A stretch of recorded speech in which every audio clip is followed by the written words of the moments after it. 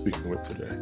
So my name is Emily. I am, I guess, a comedy creator now at this point in my life, but I've had several other roles. I went to school and did not graduate with anything remotely near that, but I did comedy all throughout school, and so I'm still doing it.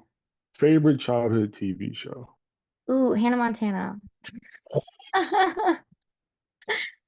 Yeah, Hey, my mom used to like watch that with me. She'd record all the episodes. Yeah.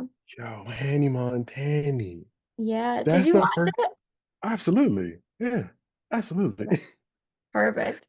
Now, if you could be any character from Hannah Montana, who would you be? I feel like I'd be, well, I would want to say like Miley, of course, but I feel like probably at that point in my life I was like a Rico, like the kid at the snacks. Just weird. Just a little weird. And that's okay. Okay. Okay. That's actually the first time I've come across somebody who said any shows like immediately from Disney Channel, like live action Disney Channel shows. Most people default to like cartoons from like Nick Yeah, Cartoon Network. I watched a lot of cartoons growing up, but also a thing about my childhood is I wasn't allowed to watch Nickelodeon. So there like that was like chopped off. So I only really had Disney in my life. Yeah. Yeah, most people say they weren't allowed to watch SpongeBob, Yeah, that's the but reason I wasn't allowed to watch Nickelodeon is because of SpongeBob, which is crazy. Like I don't understand. Like I've watched some episodes now, and I think because I don't have the childhood nostalgia of it, that I don't really care that much. It's not like a big show for me.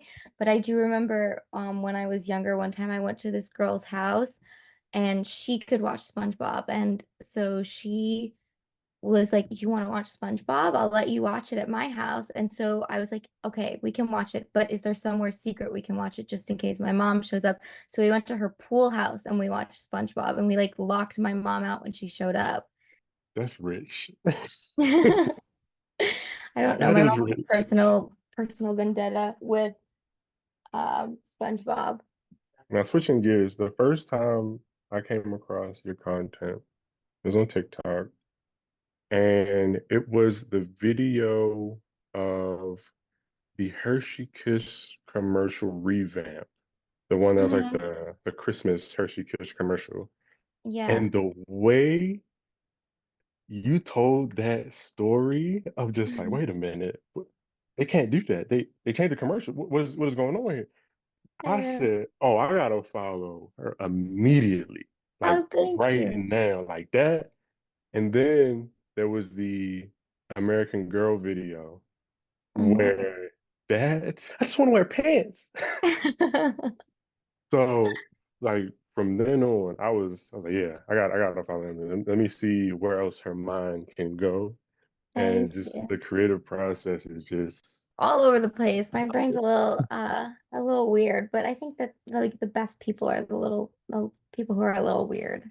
just a little pinch of little pinch of something Oh, else. It's yeah. just like, Mhm. oh snap, where did you come up with that idea? So walk me through beginnings on any posting on social media or any type of content creation, and Mhm. then up to now. So like mentioned, I was in a comedy group in college, and that was like my baby. I feel like that was my actual education being in that group. And when I got to that group, I really wanted to make like little sketches and skits video form. That was like my specialty. And throughout high school, I was a theater kid, and I used to make movies with my friends a lot. If you dig deep enough in my history, you'll find that I like forced my friends to make like full remakes of Alfred Hitchcock movies. I would commandeer their time for a week every summer, and I would remake a Hitchcock film because I don't know, I thought that that was something to do.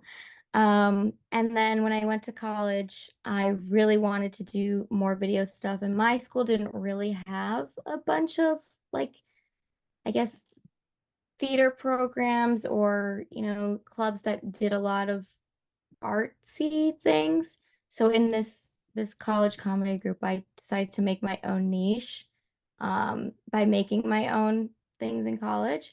And then when I graduated, I was I felt kind of empty and I was a little sad. And I still wanted to do comedy after school, and I did some stuff with comedy. I worked at the Colbert Show when I graduated, and that was really cool.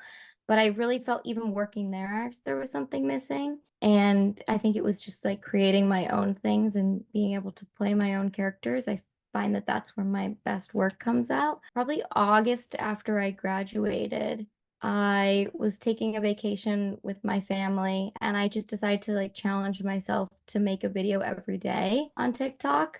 And on my vacation, my first American Girl video, we went, my favorite place in the world is Williamsburg, like Colonial Williamsburg. So I don't know, I just decided to do the Felicity one there. I wrote it up in the car and then forced my sister to film me, and she was really embarrassed going around Williamsburg. Although I find that I don't really care what people think anymore. We are here for a very short time, and most people don't really care that much, honestly, like what somebody else is doing if they're being a little weird. So that video was probably one of my, I think that was like my 10th day of posting, and that one did super well. And so that gave me definitely a boost of confidence. And then from there, I did more American Girl stuff, and people I think thought I was just going to do American Girl videos, but I have a lot more ideas and I don't really want to just be known as like the doll girl. Mhm.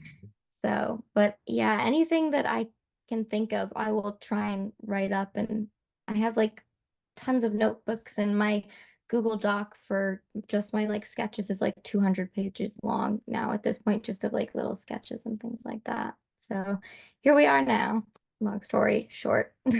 Long story long, actually. And that's what we're here for. We want the long story. We don't want the 15-second TikTok version. We came here for the long form content. So Yes, we did. so I actually am so intrigued by people's creative processes, Me too. and I want to know your creative process. How do you go from idea to posting? I think that there's a lot to be said of just taking, inspiration from your everyday life. And I always try to keep a notebook with me, or if not, then like my notes app. So anything that, I think could be put into a sketch, I'll write just that idea down. And usually I'll take a day to try and flesh out some of those ideas. And I'm very hard on myself too. Like I don't just take whatever comes to me and I'm like, okay, I'm gonna shove this into a sketch. It doesn't particularly work that way. It's more like, is this any good? Can this be something that people want to see? And I'm sure that there are things on my page that suck and that I've posted before. Like that's part of being a creative. You just have to like post and see what sticks, what people are interested in.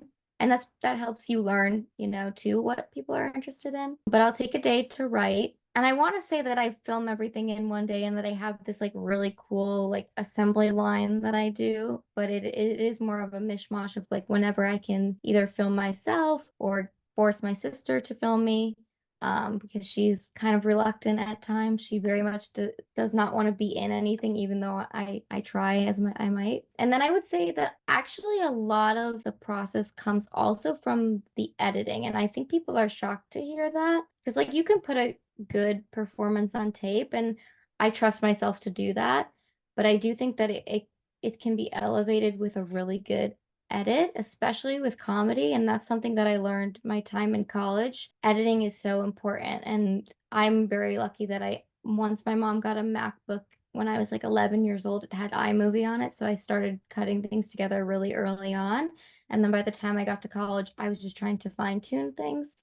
And people, I think, with content creation are really scared of, oh, I don't know how to edit. I don't know how to do this.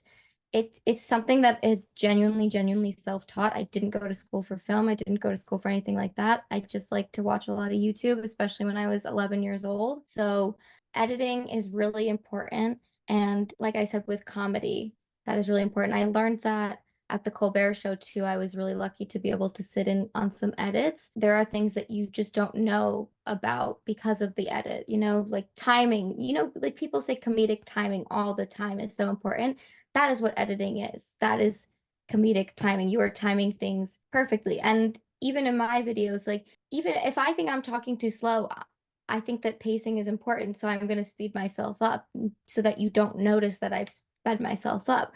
So I take a lot of time and care in my edits, and I think that that's where I get the most satisfaction from what I'm creating. Not to say that I don't love performing, I really do. That's probably my first love. I've been acting since age 4, so that's my pride and joy.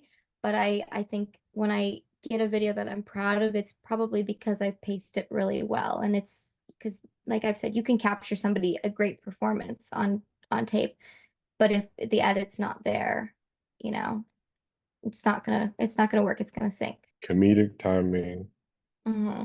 and literally, as cliche as it sounds, trusting the process. Because there's the video that you imagine, there's the Hmm. video that's edited, and then Yeah. there's the video that everybody sees. Yeah. Yeah. You can re-edit a video 30 times over and only one will be a good video, you know? Like I really believe in editing, and that's all I have to say. Just edit, learn how to edit well. And I think it's scary, and people all the time in college would be like, "Oh, can you edit my video?" And I did. I would edit people's videos as well. But I think that to if you want to like be your own creative in your own workshop, I think editing is really important. And I'm very grateful and blessed that I learned that at such a young age. Even though I didn't think I was teaching myself something that I'd use later. I had no idea at the time. I'm thinking more about how TikTok operates and just social media in general. What was it like the first time one of your videos went viral? And when I say viral, I can say more than 10K views, Mhm. more than 100,000 views. Like, what what do you remember in the moment where it was like, oh snap, this is people just keep watching this, huh? This This feels is really keep going, good. huh? So how did that? What was that moment like for So you? the first video was that American Girl, the Felicity version, and I was on vacation. I had filmed at the beginning of the vacation. We stopped off in Colonial Williamsburg on the way. We vacation normally in North Carolina. So we were out, and my sister had been invited to go parasailing that day, and I sadly was not invited. So I waited on shore while she went out and had some fun. It started popping off while she was, having fun. And I was like, okay, like I'm having fun sitting here too. So this is fine. But she came back, and one of the things about my sister is she's my greatest cheerleader. Like, she's younger than me, but she still can, take on that older sister role sometimes when I'm freaking out. I think it's just she's just a boss. Like, she's a very steady hand. She was like refreshing. She's like, "Holy crap, like look at it go." And my uncle was there too, and he's like, "Wow, like what does that mean?" And I'm like, "I don't know. Like I just think that it's exciting that people want to watch, what I have to put out there, because I'd never had anything have a larger audience at that point. I had had shows in college, where we have a theater and we sell it out, and that's amazing, that feeling like performing and showing people your stuff. But it's a small theater. But here, I don't think you can totally understand or grasp, how many people are seeing it, because people all the time are like, "Oh, I want 1 million views or whatever." But even 100,000 people is a lot of people. Like, my brother goes to school at Penn State, and I've been to their stadium, and that stadium is a little over 100,000 people or something like that. And there's a lot of people in there. So if everyone is seeing that video, just 100,000 people, you've sold out a stadium basically.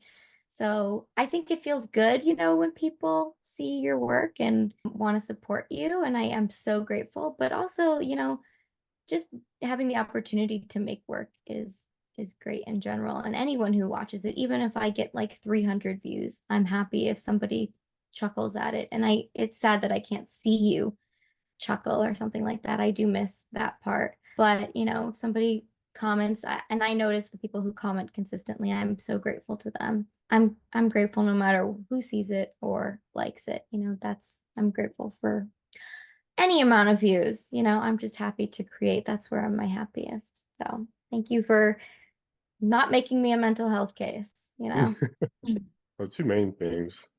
One, social media, it has skewed the way we perceive numbers and Oh like yeah. human interaction in a way where if 15 people said, I like your earrings in one day, oh, Oh that's an yeah. amazing day. Yes. It's like these Absolutely. earrings are going in the Hall of Fame. But if you only get Absolutely. 15 likes on a video, it's like, oh man, should I delete it? Uh, Yeah, no, that's so true. Like even when I was in school, like people would say, "Oh, I saw your show. I loved this sketch." I was like on the moon. I was on cloud nine. I was like, "Oh my God, take me to the Oscars right now." One person there's recognized me one from my comment. show, But no, it's true. Even if something doesn't do well on the internet, you're like, "Oh, I guess it must kind of suck." It's very easy to degrade yourself very quickly. I think you just have to have faith in what your vision was. And if the vision didn't work that time, that doesn't mean that you're dumb or stupid or not funny or whatever. It just means that that one, okay, that iteration isn't, the best possible version or it didn't get picked up for whatever reason. You have the privilege and the chance to try again the next day. And then the second thing is making sure to create content or create art, create what it is you want to create in a way that fulfills you first. Mm-hmm. Because like I'll look back at my old videos, and when I say old, I mean stuff that I made 3 days ago or stuff that I made 3 years ago. And I'll laugh at it like I didn't make it just because it was like, yo, I actually had a good time making that. That joke Mm-hmm. made me laugh. So even if it got 10 views, a piece of a like, I still liked it. It was funny as I don't know what when I made it. And it's still I funny know. now. So It's making true. stuff that you actually want to see in the world is a really crucial starting point for anybody who wants to get into sharing whatever on the internet. I agree. I agree. Yeah, and also I have my sister too, so we giggle about things when we're making them too. So if I don't know if you've seen my daylight savings pioneer video, that's one of my videos on my page. But at the end of that, you can see us. Like I kept the laugh in because it was just such like a good moment, like a joyful moment. And people even liked the laugh at the end because I blew out a candle and it went dark and I like tripped over a chair and my sister just, laughed at me and I kept that little giggle in the end. And I think that laughter is one of my favorite things in the entire world. I love it so much. So whatever, even if you are laughing at yourself, that doesn't make you vain or anything like that. I think that bringing joy to ourselves in whatever way we can is important. You're Mhm. taking care of your peace and laughter has to do with that. Exactly. And it's funny, we actually have a connection in that my younger sister, she's 5.5 years younger. Mhm. She was also like the driving factor behind me doing content creation. Like going back to this is summer 2013 Mhm. or summer 2014. Anyway, Yeah. Vine. Like I got my start on Vine Love because my Vine. sister Yes, was sir. like, "Yo, you're funny as well." And like we used to watch Vines until it was from sun up to sundown, just laughing and just cutting up. And I was like, "Yo, this is some funny stuff." But they could have did this with that joke, and I would love to see. And she was like, "Yo, you can make videos too. Like you got a good eye for comedy." So I said, "All right, you believe in me? Let's go, I let's know. go."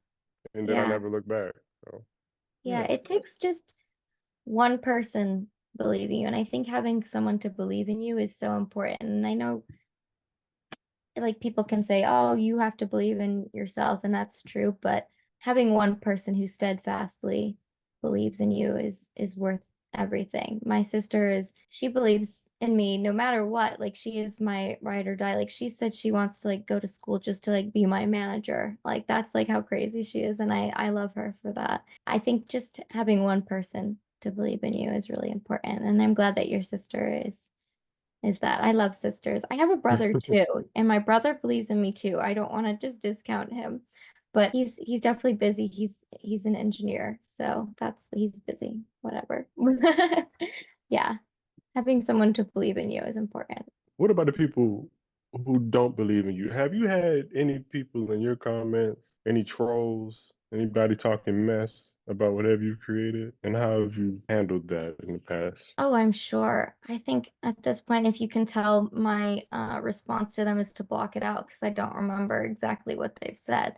Yeah, definitely people can be mean online because it's anonymous and that's fine. You put things out on the internet and you are putting yourself, like a lamb for slaughter. Like, you have to be okay with that criticism. People have said, some I think I remember someone saying something wasn't funny in the past, but and that definitely hurt my feelings. But like I said, I go to my sister and she's like, please stop. Like, you're fine. They're just someone anonymous on the internet. I think I've had enough validation in that people think that I have good ideas and that I'm funny in the past to, not, think about those things too much. And it's definitely been hard for me to get to this point to want to be in comedy. For a long time, like I said, I don't have a degree in anything remotely art because for a long time I didn't believe in myself, even though I was making films throughout high school, like full-length films, like booking out like these mansions in my town just to like make these films, which is another story. Like I did not pay for these mansions that I would make films and I would like sweet talk and berate these people over and over again until they'd let me use their house for like a week. I think that over time, because I felt like I was getting better at something, I finally admitted to myself that this was what I wanted to do. I think it takes a lot for me specifically to want to do something because I only want to do something if I feel like I'm good at it and I can contribute in a meaningful way. So I think once I've gotten to this point, I don't really, care too much if people have mean things to say because I know that I'm good in comparison to what I've seen in my past. And when I got to college and in my comedy group, there was one night where this kid, I was helping him home with another guy. He's a little sloshed. He literally looked at me and he said, "No offense, but women aren't funny." And that actually like broke me up for a little bit. Like I was so upset that I knew that like some people thought that way. And I have seen that like in people's DMs. Like my one comedian friend got a DM one time from this music producer who was like, "Wow, this was actually funny for a girl." Like I'm surprised at that. Like people will say that, and I do think that in my head, I'm like, okay, there sometimes is an extra hurdle, for minorities in general or for women. Like, there's always those hurdles, but you put out what you think is good and, try not to let that mar the way that you approach your creative process. And I haven't thought about that story in a long time, that guy, because I think no offense, I'm doing better than him in terms of comedy. I don't see his stuff, and I'm sure he doesn't remember it because he was sloshed. But just like blocking it out and being confident in what you have to offer is important. And like I said, it's taken me a long time to admit that this was something that I wanted to do. So I'm my own worst critic and my own hater. So I think that if I can defeat myself, then, anybody else having something to say is probably negligent. Why do you think it took so long for you to accept your comedic endeavors, your comedic ambition? So I'm an oldest daughter and I'm from a very my dad grew up like, he grew up poor and he built his way out like he gave me a great life, a great upbringing. So he definitely believes in, a corporate job and stability and things like that. And I am grateful to him for all those things. But I also was a type A student in school. I loved school. Not to like toot my own horn, I was really good at school. Tutored. Um, I I used to hate summer break, until I started making my Hitchcock films. But I went to school and I went to a really great school as well. And I prided myself on getting into that school. That was one of my goals was to go to a prestigious university. And I did that. And I'm proud of myself for that. So I felt like I was kind of wasting something of myself if I was, doing something creative, even though it's not shocking that it's not like it came out of left field that I was doing something creative. Like I've said, I've been performing since the age of 4. It's been something that's always been a part of my life. Not to say that I don't want to do like smart things in my life. I think that I would at some point, want to maybe go back to school. I love school. But I think that getting to a point of like admitting to myself I want to do comedy was a long, hard journey. So I want to make sure I give myself that chance right now and make something of it while I'm young, because unfortunately, the industry likes, fresh faces, young people. They're not as forgiving when you're, let's say, 40 years old. So I think that that's my business decision right now, is to pursue a career in comedy and comedic acting, comedic writing, things like that, just because it's something that I've always wanted for myself. And I think, like Kim Kardashian, I'd like to be a celebrity that goes back to law school or something. I'm not saying that I want to be Kim Kardashian, but like a comedian that goes back to law school, I think would be a very interesting story arc in this movie that we call life. But yeah, like I said, I think that it was hard for me because there were such high expectations of me as the oldest daughter and someone who did well in school. There were those expectations that she's going to go to college and get a big girl job, which I did get a big girl job after school. I only quit a couple months ago. So that was why it was hard for me. Even after school, I was battling those demons, which is why I got that big girl job. Now, considering your creative journey, creative process, and even just in life in general, there's burnout. Mm. Have you experienced burnout within content creation specifically, and how have you navigated that? Yeah. I mean, I even felt burnt out last week, which is why I did not post anything last week. I think burnout is so normal and so real. I was especially feeling burnt out. So I was working a corporate job when I graduated, and I was trying to create within those confines. And that was really really hard. It was a remote job, so I didn't have to go anywhere, but even just the mental capacity and filling up your day with something else is hard. You are, pushing pencils for somebody else all day, and then you have to put on another hat at the end of the day.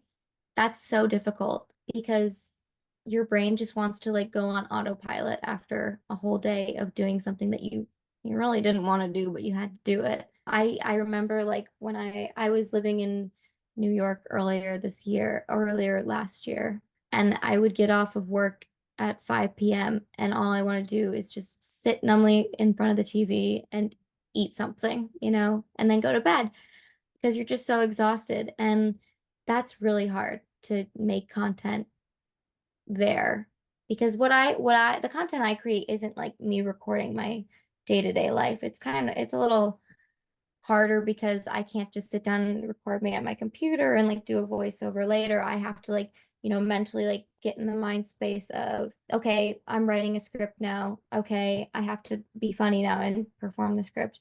Okay, now I have to edit it, and that's another hat that I have to wear as well. So I definitely felt burnt out at the beginning of 2023 with my content. With the Colbert Show too, I was also doing that. So that was a lot of work. But how I combated that was, I don't even know if I did combat it, to be honest. Like, you kind of just have to succumb to the demons sometimes. And when you finally get something, you're like, okay. I had a video do well in May, which I think brought back a wave of, okay, I can do this. There was definitely some time in between like January to May where it was definitely sporadic because I was just so busy and like burnt out in my life that I couldn't create consistently, which, like I said, I was really sad at that time at the Colbert Show because I felt like I was I was helping create something larger, which was great, and the Colbert Show is great, but I don't know, I would like watch, I would be backstage and like watching the show tape, and I'd be like, damn, like, what am I doing? Like, where's my stuff? I feel like I'm not getting anywhere for myself because I want to be on that couch one day, and like I have to create stuff to get on that couch eventually. So I think I did some story times which were easy for me to film and like didn't take a ton of mental fortitude. So that was good. And then I moved back home after working at the show, and I was still working my corporate job, which was definitely hard on me. I'm taking care of a family member as well while I'm here. So I just try to do it as much as I can. I can't say that I have like a consistent schedule. I try to be gracious with myself if I am feeling horrible. But I also try to be tough on myself if I'm feeling down on myself, like, oh, you have nothing good to say. You are not funny this week. Just trying to stay as disciplined while giving yourself grace is a fine line that I walk consistently. Being inconsistent, but walking that line consistently. I'm trying to be as consistent as I can. I feel like I have things to say and jokes to make people laugh, but it definitely can be hard. I'm still human. Absolutely. And that's largely why I have this platform, this interview series to begin with, because content creators are still human. We're Mm-hmm. all using the same internet, which Yeah. means we also have all the same types of human problems. Not to say everybody has the same problems exactly, but it's to humanize the person behind the viral videos. Mm-hmm. It's to give the content creator space to talk about stuff that they may not talk about on their regular, timeline. So, No, it's so great to, talk about because all of the things on my page are definitely character work. Like none of those things are real, which is great because I feel like I do have some separation between my life and what I put out on the internet. I don't think I could ever be a traditional influencer who vlogs every part of her life. I think that's a little too dystopian for me. There's definitely been times in the past where I like whip out my phone. I'm like, wait, what am I doing? Like, this is not what I, want to have my career be. I don't want to be like, for example, an Alex Earl, like vlogging everyday life. I feel like I am here to make up things, as much as some people think that there's like it, some people don't think that I'm making things up half the time, which is crazy.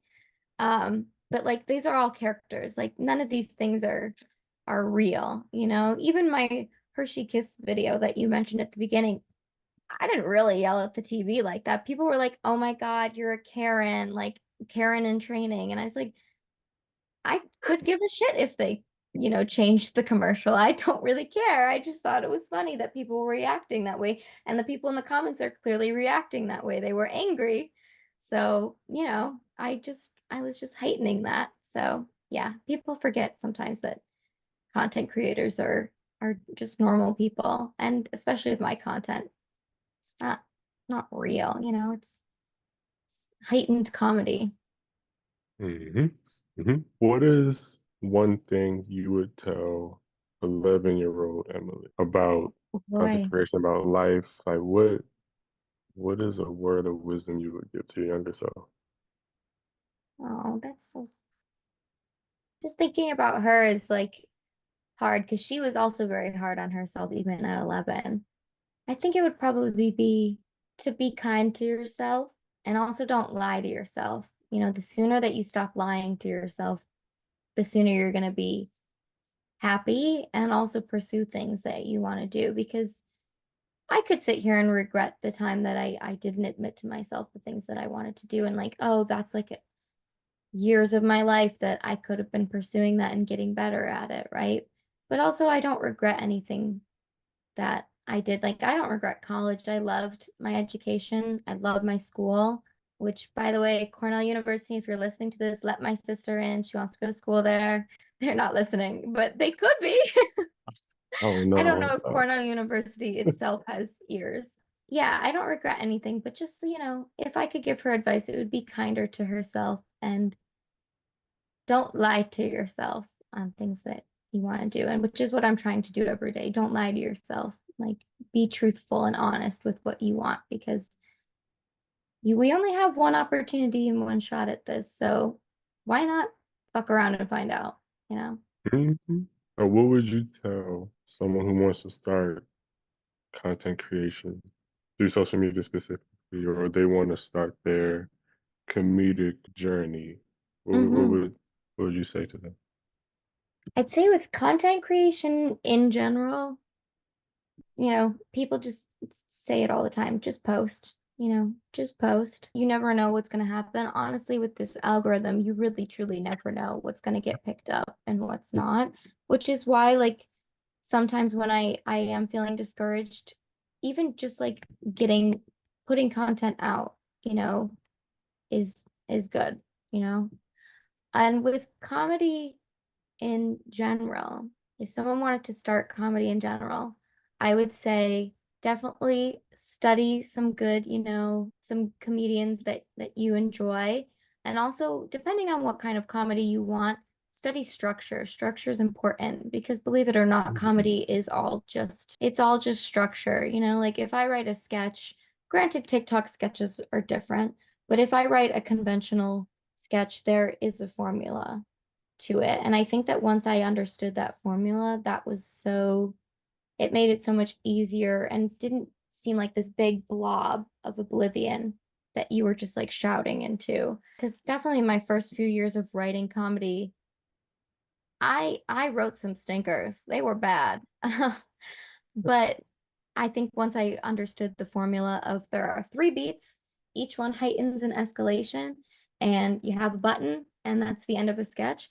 That's like when I feel like I really opened up the throttle to better comedy. If, better is subjective, but, when I felt like I could really write a good sketch. So studying that is important. And also just keep writing. Like you can throw things at the wall and they may not be good, but like you've still written something and that's important and that's valuable. I have so many things that I've written and have never put out into the world because I think they stink. Maybe somebody would think they're good, but I think they stink. But that still is something that's an iteration towards something that's better. Mhm. Yeah. Yes. And the point about the formula that you mentioned with the three beats. So I did an improv course for the first time. This was last year, so August 2023. Hmm. Yes. Did you do it with like And UCB or no, was it just like an improv class in general? it was an improv class, and we had six weekly classes, and then we had our showcase. But I remember Cool. at my improv coach teaching, he was like, "Yeah, you get three laughs, and then you move on to the next whatever." Right. And that point of comedy having structure, as a consumer, if you're just laughing at stuff, you're not really thinking about it. But Mm-mm. as the actor or the creator, the director, whatever, it's very structured. Like you have Mm-hmm. to have a clear beginning, middle, and end. You got to have characters with clear motivations, with clear, Yeah, problem, with potential absolutely. solutions and stuff like that. So so glad you mentioned that piece. Because Yeah. also like the content creation, yes, creating comedic videos are different than like live performance, but it still has to have some sense of cohesion. I mean, not Oh, just definitely. Because when I first started, like I said, like I felt so overwhelmed. Just like in high school when you have to like write an essay and you don't know how to write an essay, you're like, oh my God, like how do I write an essay? It's the same thing with a sketch. I would try and write a sketch and I'd be like, I don't know how to do this. I felt like I was just like writing, whatever I could. And they weren't good. But once I realized the structure and like, oh, you need one through thread, you need one thing that's funny in this sketch that you're going to elevate over time. You don't need a million different moving parts to make it funny. It just needs the one bit that can go throughout the whole thing. And I think also it's easier for people to follow. So then if you're just like throwing a bunch of funny stuff at a wall and in one sketch, they're like, this is just like a shit show of a sketch. Like, what am I watching? What am I consuming? People like structure. People kind of wanted, I feel like, be in on the joke too. Like I've taught sketch comedy to, people in my group when I was older in the group. And people I think kind of want to be able to predict a little bit what's going to come next. They could be like, "Oh, I think that this is going to happen next," right? But you can either go that way and they'll have some satisfaction of like, "Oh, haha, I kind of knew that." Or you can go something a little different, but like them still being able to predict what's going to happen next, I think is really valuable. Otherwise, you're just going to have them like this the whole time instead of ha ha ha, like you want them to close their mouth also while they're watching you. They don't want it to be like that the whole time. the element of surprise should just be used as a seasoning. It's not the end all be all. It's just surprised at every turn. Like, That's a great way ah, to put it. Yeah, just a element of surprise is a little bit of season, a little seasoning, sprinkle. yeah.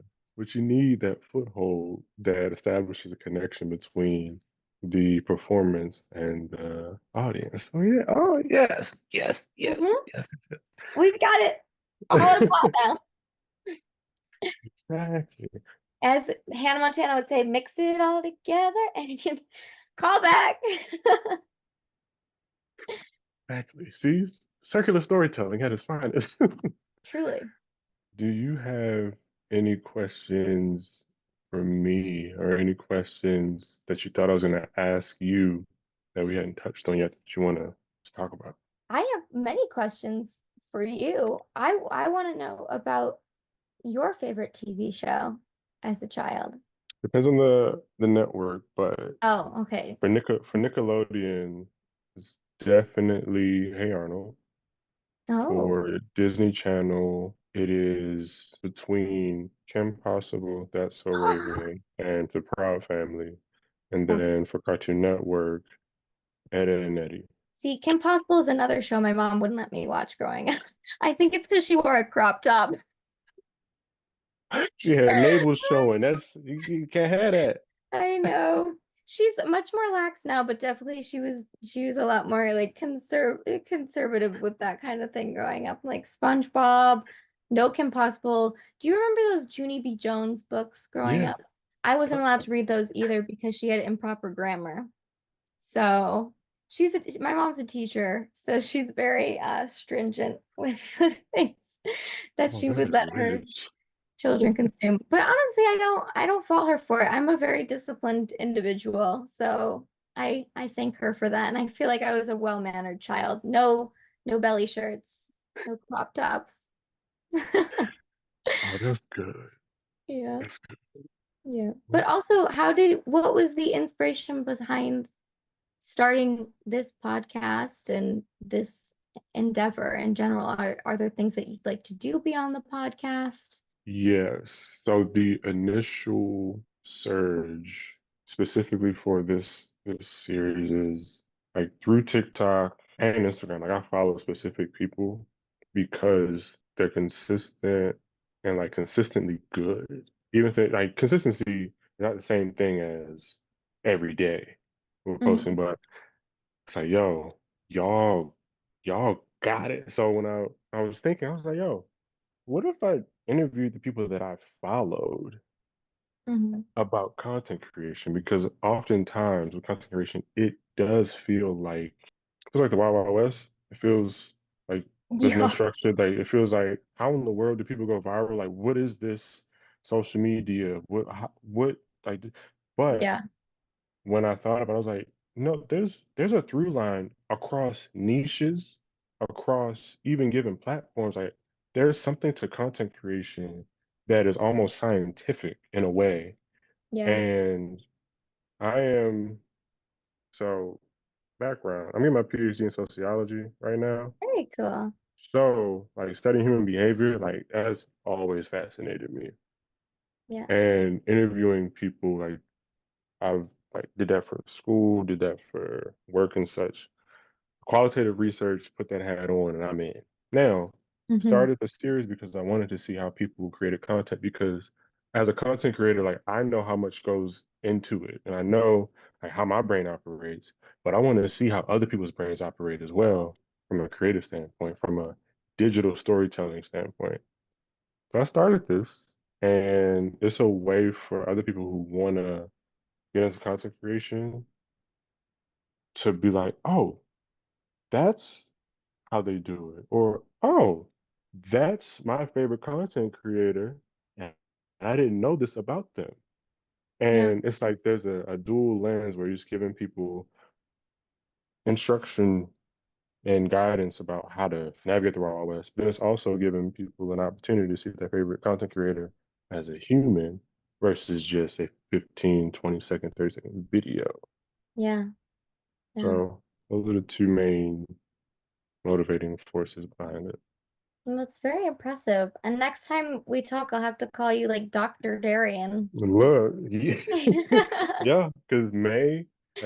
May of this year is should be graduation. Oh So my goodness, I'm congratulations. right there. And I've been in school since I was 5. So I know. Yeah. My dad wants me to go back just to get a PhD, and I'm like, I don't really know what I'd get right now. I don't have anything like what I'd want to do. So we'll work up to it. I'll defer him to you for now. and I'll be glad to talk about it. Yep, Interesting. NC State is grad school, and then I went to undergrad at the University of Maryland, College Park. Oh, cool. So, I had a friend from high school that went there. nice. Yeah. So, born and raised in Maryland, and then came to North Carolina for grad school specifically, and now I'm married and such. So, getting Oh, some roots established in North Carolina. But yeah, those are all my questions for you. And thank you.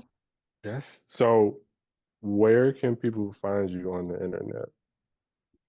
So all of my handles are MEM underscore August. My last name is very long in Polish, but I've abbreviated it to the month of August because that's the beginning part of it. My grandmother, rest in peace, would be very upset about that because she's very proudly Polish. But I feel like that's my stage name. I'll keep the Polak of it like close to my heart and I'll let everybody else just, say M August. But anywhere TikTok, Instagram is at EM underscore August. That's me.